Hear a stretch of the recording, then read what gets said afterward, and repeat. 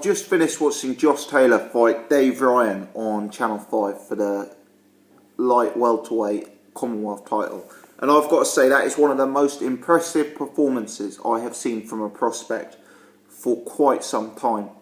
This was Josh Taylor's 7th fight. He had never been beyond 2 rounds before. I think it's fairly fair to say that he had fought nothing of note whatsoever in his first 6 fights. And he's gone up against Dave Ryan, a battle-tested warrior, a guy who served the ring with some of the better names in the domestic division. And Taylor, in only his 7th fight, has battered him, bruised him, outboxed him, undressed him, and stopped him.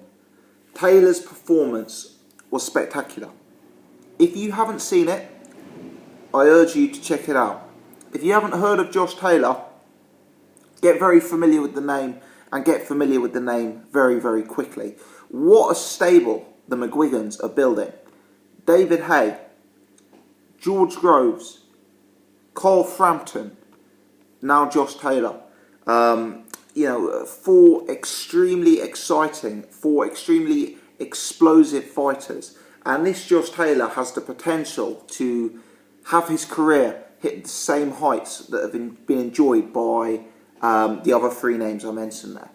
When I'm looking at prospects, one of the things that I find as the biggest indicator as to how high they will go in the sport is how well-rounded they are.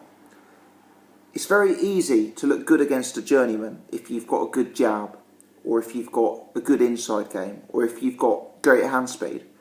But what I'm looking for in terms of working out how high a prospect can go is the versatility and the completeness in their game.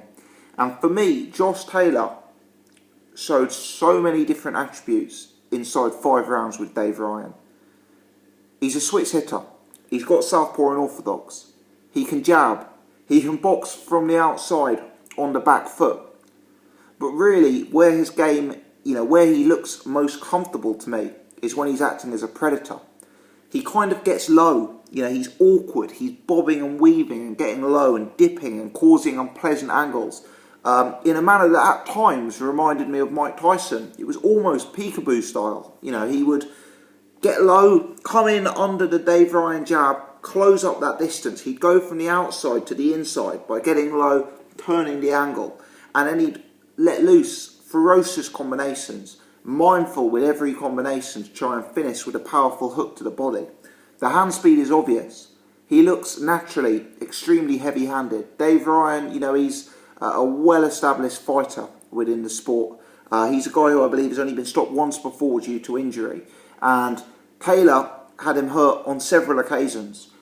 He dropped him in the 3rd round with a shot to the head. Dropped him in the 5th round with a shot to the body, and then was able to flurry on him and demand the referee to stop him, step in, and rightly so.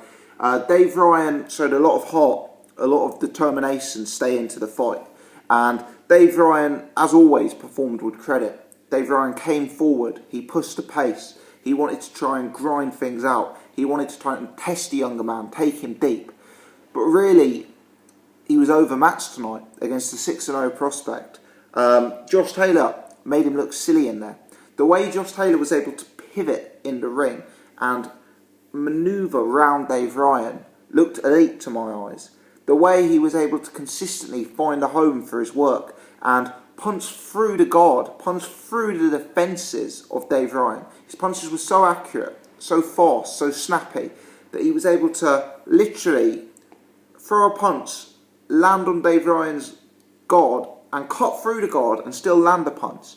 Dave Ryan, 5-round fight, it looked like he was a mess. Obviously he was very hurt to the body.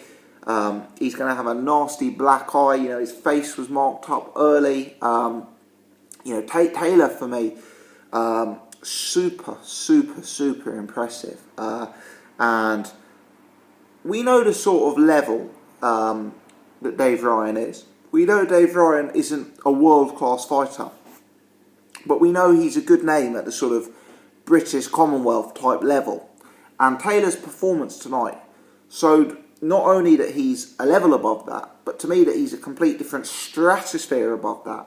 You know, the light welterweight division in the UK at present is buzzing. The number one in the division has to be Ricky Burns. It has to be Ricky Burns.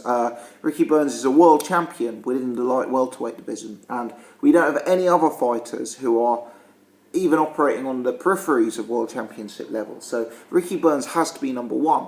But I actually think there's three guys who I class as prospects at present, who one could conceivably pick against Ricky Burns. Those guys are Tyrone Nurse, Ahara Davies, and now Josh Taylor. And for me, those three guys are hugely exciting prospects.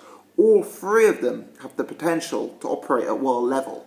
But looking at completeness, I'd have to say that Josh Taylor is the pick of the bunch. Now, I've only seen him fight 5 rounds.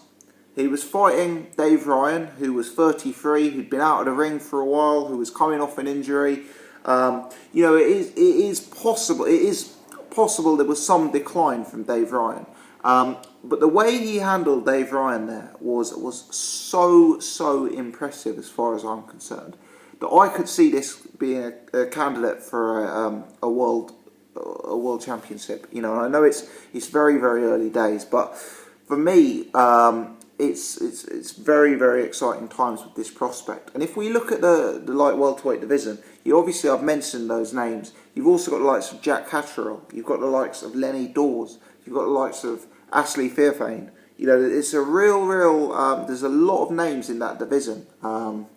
Some good fighters in that division, and I want to see Josh Taylor matched up with them. And the way he handled business there, I suspect it won't be long before he's fighting above domestic level. I know Ahara Davies is fighting Andrea Scarpa for the, I think it's the WBC silver title. You know, Scarpa maybe is the kind of opponent you could see a Josh Taylor in with at this stage. That's a kind of interesting fight for me. Maybe a Lenny Dawes, someone of that nature. You know, but I was blown away by Josh Taylor today. Really has got everything, and an awkward guy to fight as well.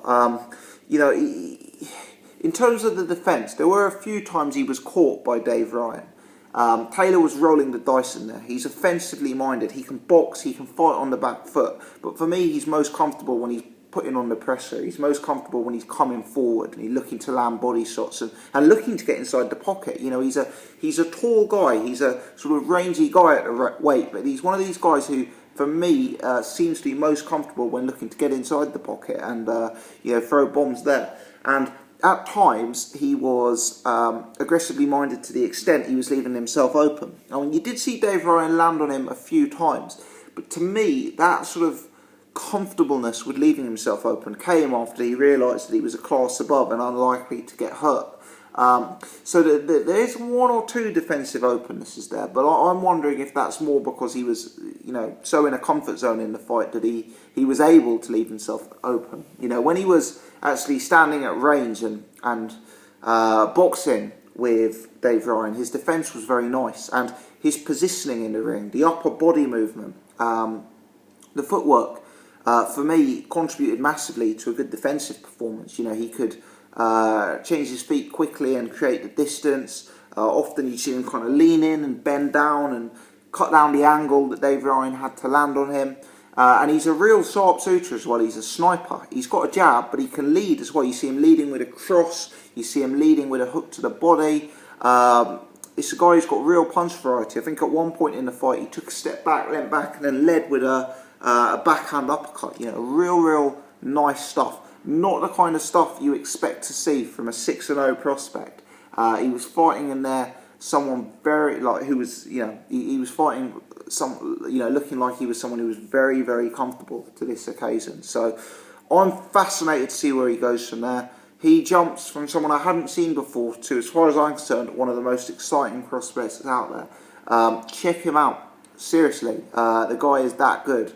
I'm interested to hear people's thoughts. Am I getting gassed up here over nothing? Do you agree with me? Is it the second coming of Floyd Mayweather Jr.? Leave your thoughts in the comment sections below. If If you've enjoyed this video, take the time to hit the thumbs up button. If you're new to the channel, please do subscribe.